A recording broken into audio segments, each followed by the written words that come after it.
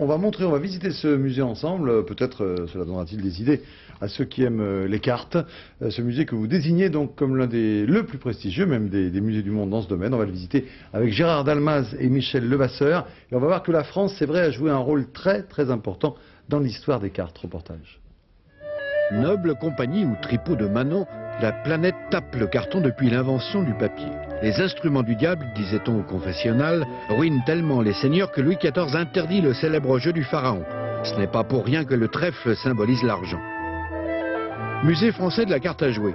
La Dame de cœur, une des créations françaises, monte à l'étage pour nous exposer les cartes d'ici et d'ailleurs. 7000 jeux de l'an 2000 au XVe siècle, quand, par exemple, les Lyonnais créaient déjà nos 4 couleurs.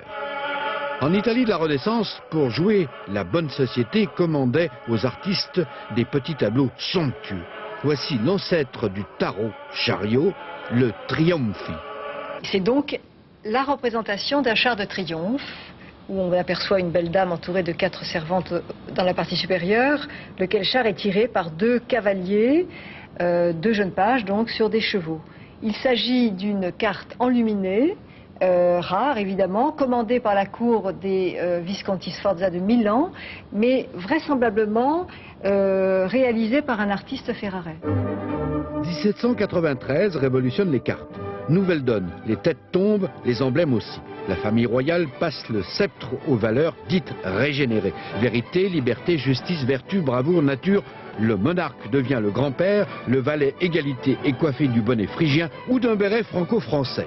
Et ne cherchez pas Robespierre, seul Rousseau figure grâce à son atout, le contrat social. Les Français aujourd'hui connaissent ce jeu-là, c'est-à-dire des figures à double tête avec un index en coin et surtout des figures nommées.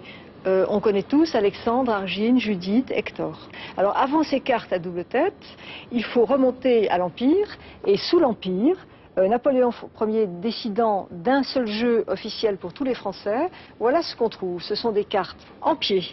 Quant aux cartes coquines du 19e Pudibon, les personnages habillés ne le sont pas toujours.